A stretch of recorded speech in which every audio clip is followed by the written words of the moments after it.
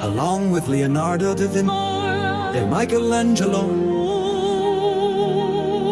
There was a painter who was called one of the three great masters of the Renaissance. That was Raphael Sanzio.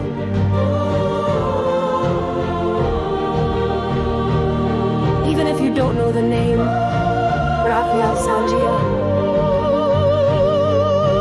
there is no one who doesn't know the School of Athens. The School of Athens is an imaginary painting that the 27-year-old Raphael created at the request of Pope Julius II, in which he gathered together the superstars of ancient Greece, who could not be found in reality. It is not just a gathering of stars who shined in ancient Greece, but a feast of stars that includes the superstars of the entire world, including the prophets of faraway Persia. The MLB All-Star Game, the World Cup Finals, or the Academy Awards are about the only similar ones. It is an unconventional, original, and witty idea that no one but Raphael could possibly imitate.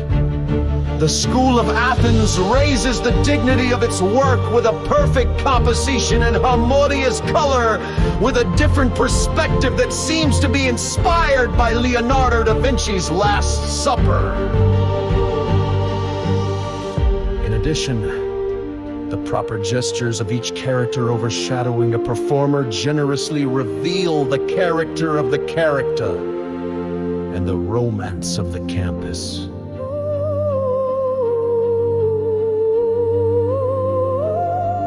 Raphael did not arrange the characters haphazardly, but arranged them with careful calculation. At the top of the painting are the great figures of the humanities such as Plato, Aristotle, and Socrates. And Plato and Aristotle are in the center. This is evidence that Raphael, who was a painter, viewed the humanities as the pinnacle of learning.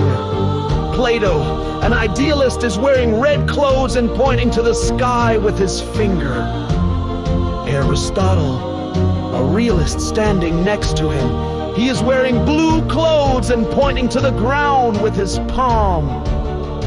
The person who is having a heated discussion on the right side of Plato is Socrates, the founder of the midwifery method and famous for know thyself. What is interesting is that Plato's face resembles Leonardo da Vinci, whom Raphael admired. At the bottom of the painting are natural scientists such as Pythagoras and Euclid, as well as other major figures. The figure writing something in a notebook on the lower left is Pythagoras, who said number is the measure of all things. The figure sitting alone with his elbows on the desk in the lower center is Heraclitus, an Ionian philosopher who said fire is the origin of all things. Judging from his face resembling Michelangelo, Raphael did not like him very much.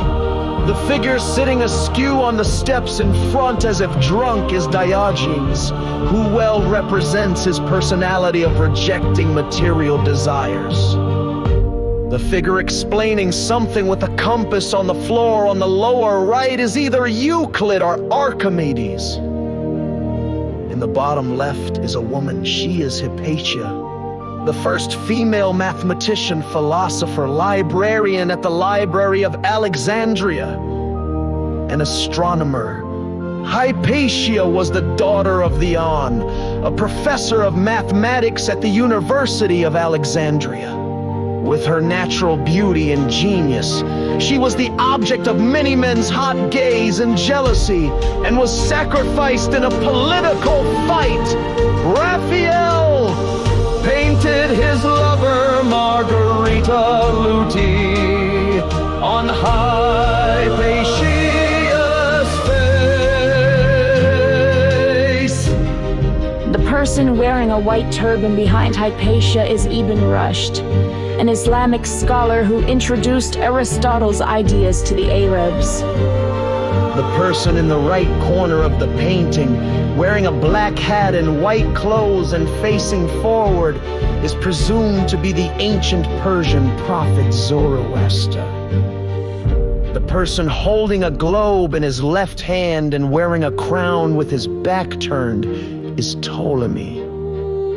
The person standing next to him with only his eyes facing forward is the Greek painter Apelles.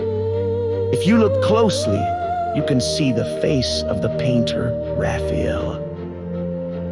There are two statues on either side of the wall column, and the young, dashing statue on the left is Apollo, the god of the sun, medicine, music, and prophecy. The goddess on the right, wearing gorgeous clothes and holding a spear, is Athena, the goddess of wisdom and war.